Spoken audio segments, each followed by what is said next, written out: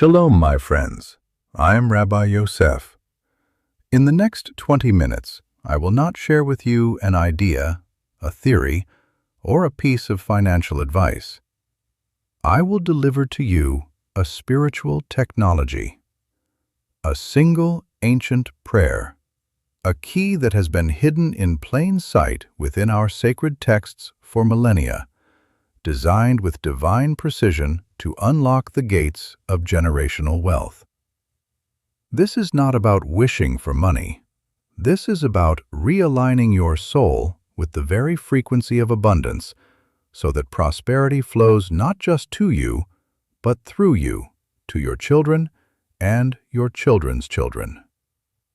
This is the secret to building a legacy that is not measured in dollars, but in divine blessing and enduring impact. Before we begin this sacred work, I want you to go to the comments right now and write, "I am the architect of my abundance." Declare it. Own it. Let this be the first step in rewiring your reality. Let the algorithm of the universe and the algorithm of this platform know that you are ready to receive. And if you are new to this channel, if you have felt a calling to a deeper truth, a more powerful way of living, then I urge you to subscribe. We are building a global community of spiritual architects, and we are on a mission to reach 1 million souls. Join us. And for those who are truly serious about accelerating their journey, for a limited time, I am opening the doors to the Torah Millionaire Business School for just $299. This is where I unveil the full Torah wealth system, the complete blueprint for building a life of meaning and wealth. The doors are closing soon. The link is in the comments. Do not hesitate. Your legacy is waiting. I want to take you back to a time in my life that I rarely speak about. It was long before this channel, long before the books, long before anyone called me rabbi. I was a young man, newly married, with a heart full of ambition and a bank account full of dust. My wife and I lived in a tiny apartment where the sound of our neighbors' arguments was the soundtrack to our dinners. I was working 2 jobs, one as a stock boy in a warehouse, the other driving a taxi at night. I would come home, my body aching, my spirit crushed, and see the worry in my wife's eyes. We were drowning in debt. Not the "we bought too nice a car" debt. This was the "we can't afford groceries this week" debt. The shame of it was a physical weight. I was a student of the Torah, a man who believed in a benevolent God, an infinite creator. Yet my reality was one of profound lack. I would pray, but my prayers felt like they were hitting a brass ceiling. I would plead, I would beg, I would bargain with the Almighty. Please, God, just a little help, just a breakthrough. But nothing changed. The bills kept coming. The hole kept getting deeper. The worst moment came when my first child was born. I held my son in my arms, this perfect, tiny soul, and instead of pure joy, I felt a wave of terror. I looked at his innocent face, and the only thought in my mind was, "What curse have I brought you into? Will you inherit my struggle? Will this poverty, this constant grinding anxiety, be your legacy?" That question broke me. It was no longer just about my own suffering. It was about the future. It was about the chain of generations. I realized that I was not just poor in money, I was poor in spirit. I was a link in a chain of generational poverty, and if I didn't do something, I would pass that same broken link to my son. In my desperation, I did what so many of us do. I looked for solutions in the world of men. I read every book on financial success I could find. I listened to gurus on late-night television who promised secrets to instant riches. I tried affirmations, chanting, "I am wealthy" in my freezing car before my taxi shift, feeling like a fool. The words were hollow because my reality screamed the opposite. I tried the hustle culture, working until I was physically ill, believing that sheer effort was the answer. But my income barely budged. It was like trying to fill a bucket with a hole in the bottom. For every extra dollar I earned, a new expense would magically appear. A medical bill, a car repair, a rent increase. It felt like the universe was conspiring to keep me trapped. I even dabbled in risky investments, taking the few dollars we had managed to save and gambling them on a hot stock tip from a coworker. I lost it all in a single day. That loss was more than financial. It was a loss of hope. I had failed as a husband, as a provider, and now as a father. These worldly solutions, these false solutions, all shared a common flaw. They operated on the surface level of reality. They were about manipulating the external world, working harder, thinking positively, taking risks. But they never addressed the root cause of my poverty, which was not in my bank account, but in my soul. They were like trimming the leaves of a diseased tree, ignoring the sickness in the roots. My problem wasn't a lack of effort or a lack of positive thinking. My problem was a spiritual misalignment. I was disconnected from the divine flow of abundance, and no amount of worldly strategy could ever fix a spiritual problem. My turning point didn't come in a flash of lightning or a dramatic vision. It came in the quiet desperation of a Tuesday night in the back room of a dusty synagogue library. I had given up on the gurus and the get-rich-quick schemes. I was broken, humbled, and ready to listen. I decided to stop telling God what I wanted and to start asking what He wanted from me. I returned to the source, to the ancient texts of my ancestors, not as a scholar, but as a drowning man searching for a life raft. I wasn't looking for financial advice. I was looking for a reason, a mechanism, a deeper truth. For weeks I immersed myself in the Talmud, in the Zohar, in the writings of the great Kabbalists, and then I found it. It was a small passage, almost a footnote, in the commentary of the great 18th century sage, Rabbi Nachman of Breslov. He was explaining a section of the Talmud that discusses the nature of prayer. Rabbi Nachman wrote something that shook me to my core. He said, "The world believes that a prayer is a request, but a true prayer is a declaration of reality." Read that again. A true prayer is not asking for something you don't have. It is a declaration of a reality that already exists in the spiritual realm, waiting to be drawn down into the physical. This was the key. This was the Torah anchor. My prayers had been failing because they were prayers of lack. I was begging from a position of poverty, reinforcing the very reality I wanted to escape. I was telling God, "I am poor. Please make me rich." And the universe, in its perfect wisdom, was responding, "As you believe, so it is. You are poor." I had been using prayer as a beggar's cup when it was designed to be a king's scepter. The Torah teaches that God created the world with speech, and God said, "Let there be light," and there was light. The act of creation is an act of speaking a reality into existence. And since we are created in the image of God, our words, when aligned with divine will, also have the power to create realities. This was the spiritual technology I had been missing. The problem wasn't that God wasn't listening. The problem was that I was broadcasting the wrong signal. With this new understanding, I began to see the true enemy I was facing. It wasn't debt. It wasn't my boss. It wasn't the economy. The enemy was a spiritual virus, a distortion in my consciousness. I gave it a name, the illusion of scarcity. The illusion of scarcity is the belief that the universe is a place of limitation, that there is not enough to go around, that wealth is a zero-sum game. It is the voice that whispers, "Be careful. Hold on tight to what you have. Someone else's gain is your loss.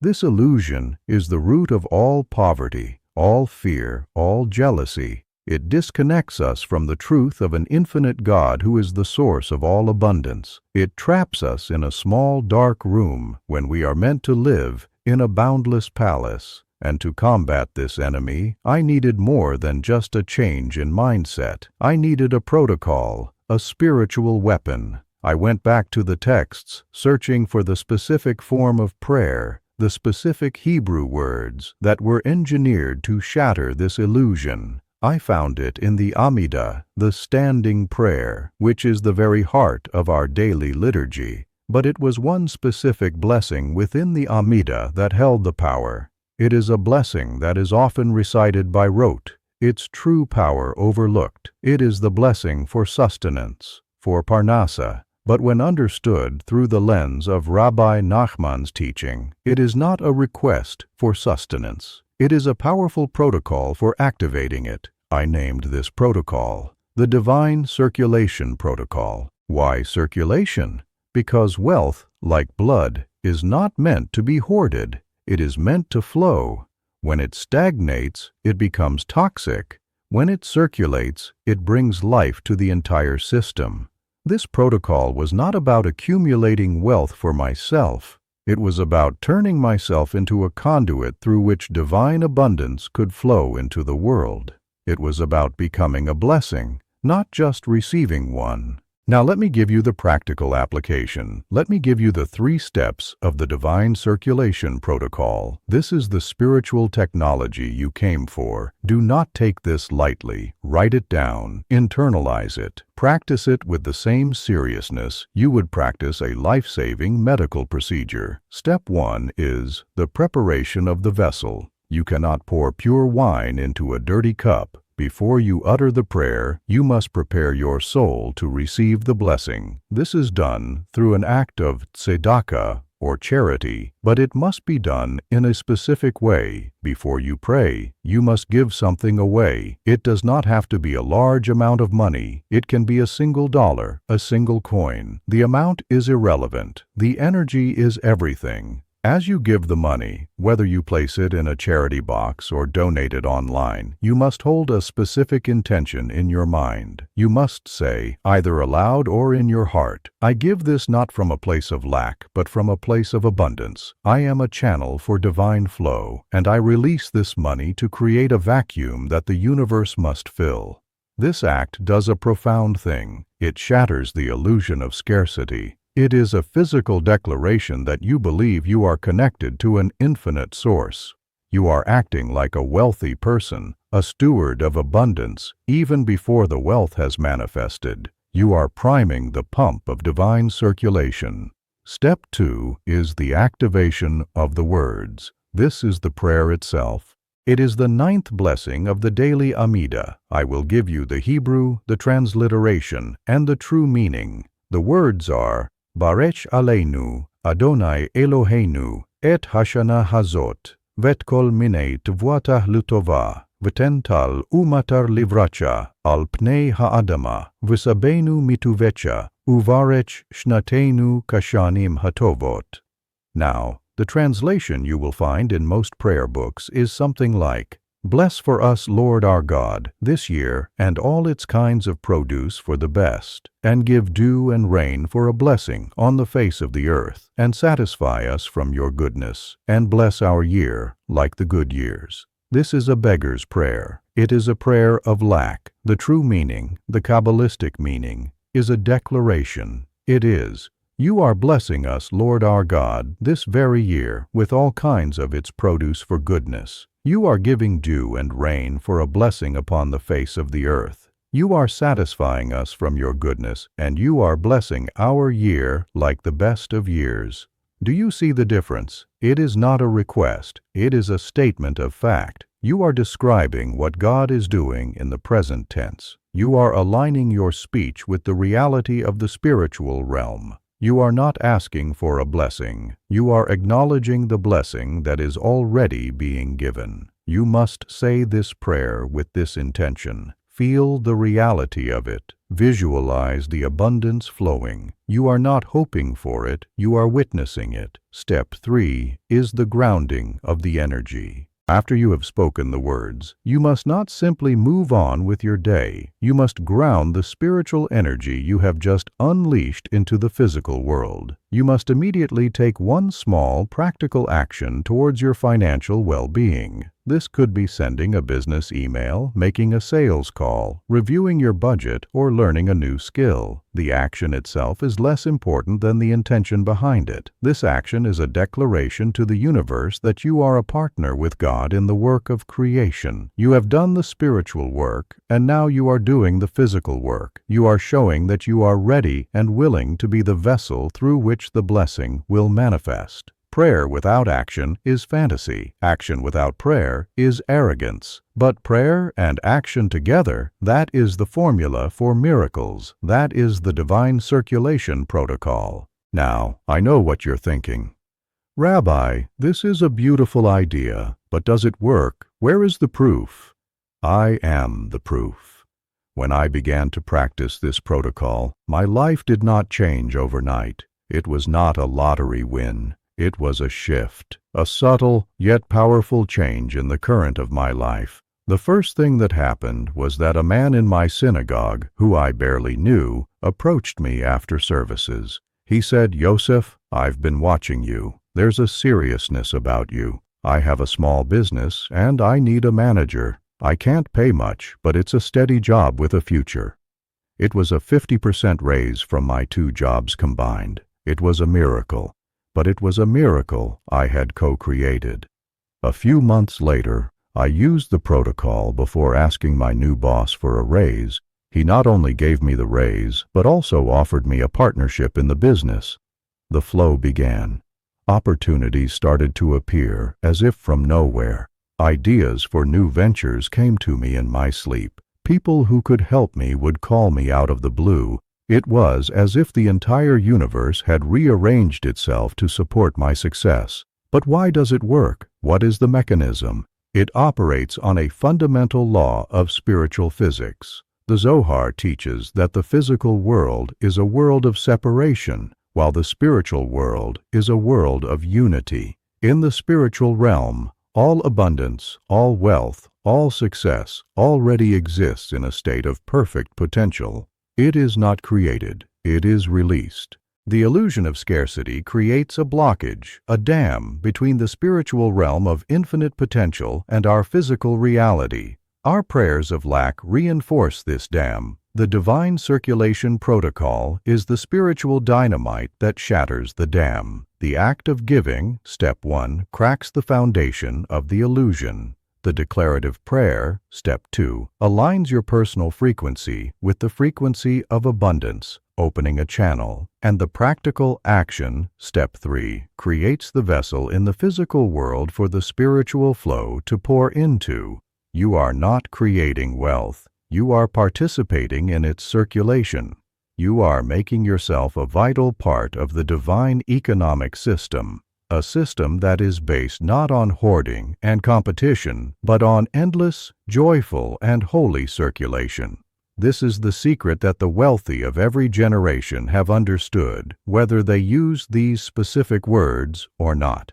They understood that wealth is a mindset, an energy, a flow, before it is ever a number in a bank account. So today, I give you this key. I place it in your hands, but it is up to you to turn it in the lock. Do not just listen to these words and be inspired for a moment. Become a practitioner of this sacred technology. Commit to practicing the divine circulation protocol every single day for the next 30 days. Make it a non-negotiable part of your routine. Do not look for instant results. Look for the shift. Notice the new opportunities that appear. Notice the change in your own feelings about money, from anxiety to peace, from fear to faith. You are not just praying for yourself. When you activate this protocol, you are healing the wounds of your ancestors. You are breaking the chains of any generational poverty that may have held your family captive. and you are building a new legacy, a pipeline of divine abundance that will flow to your children and your children's children for 100 generations. This is the greatest gift you can give them, not a trust fund, but a spiritual inheritance, not a portfolio of stocks, but a connection to the infinite source of all good.